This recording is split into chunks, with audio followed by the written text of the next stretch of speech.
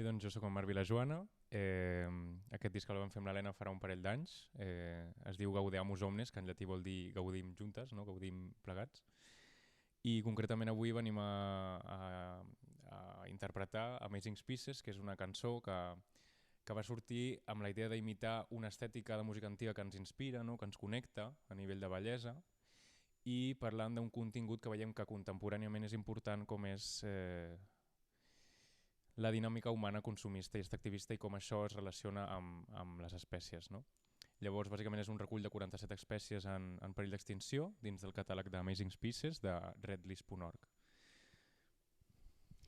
Jo sóc l'Helena Terrats, amb en Marc tenim aquest duet, Alexandrae.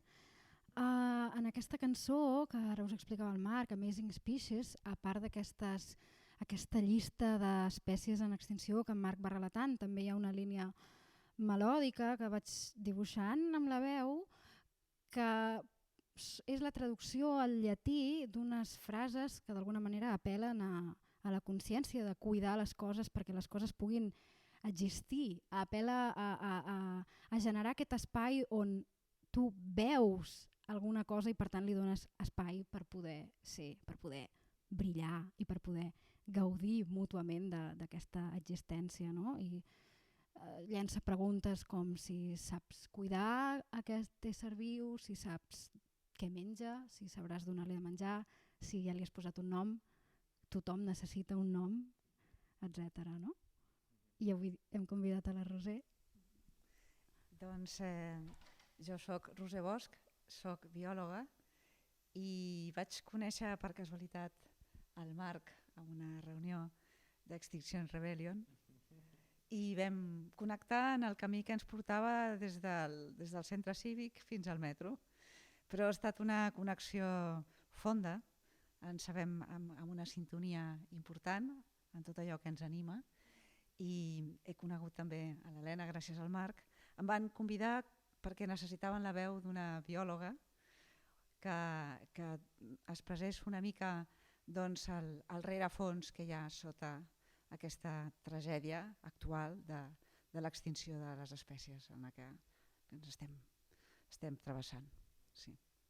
No volem donar com una visió fatalista perquè tot aquest ideari distòpic de com està funcionant, de tots els futurs horribles que poden aparèixer, ja el tenim molt menjat des del cinema, explotat comercialment, ok, això ja ho coneixem, no?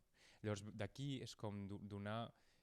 Per mi, quan cantem això, ho vist com una oda a aquesta riquesa biològica, geològica, que ens ha donat aquests... No sé, quan fa que va aparèixer el Big Bang?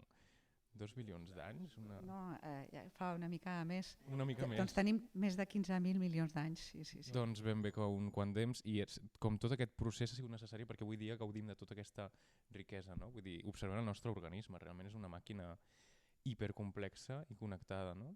És una oda a aquesta riquesa i un cant per donar-li valor a aquestes formes de vida que ens envolten. Sí, tens raó que només des de la vida es pot connectar amb la vida i defensar la vida, per tant, doncs és des d'aquesta experiència positiva, no? I alegre i ferma, encara que allò que s'enfronta és també poderós, així que estem des de la connexió amb la vida esperant que puguem obrir camins a mig del lloc on ens trobem ara.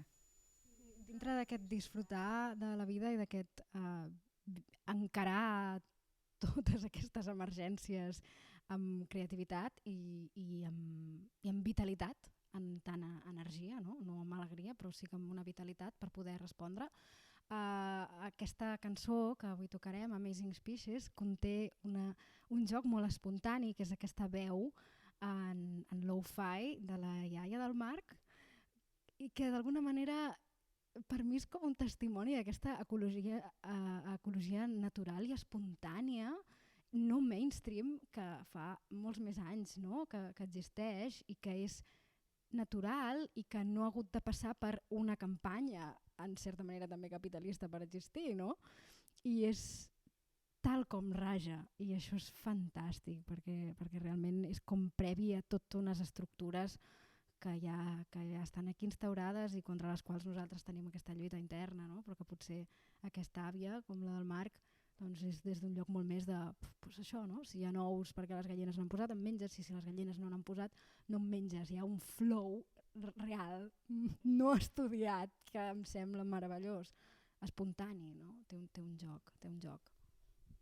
Bueno, bàsicament apropar-se a l'ecologia sense ni tan sols tenir consciència de la paraula i simplement doncs, ser austera i donar valor al que t'envolta.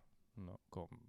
És que a mi ella és increïble, o sigui, és que realment reaprofita tot i això li fa també, des d'un motiu estereotipadament català, pues, no haver de gastar gaire, saps? Així que... És cert que aquesta globalització d'aquest sistema és recent. En la història de la humanitat és recent i en la història de la vida ja ni te digo. No? Però certament amb el poc temps que fa que s'ha instaurat, doncs els seus efectes han estat tremendíssims. No?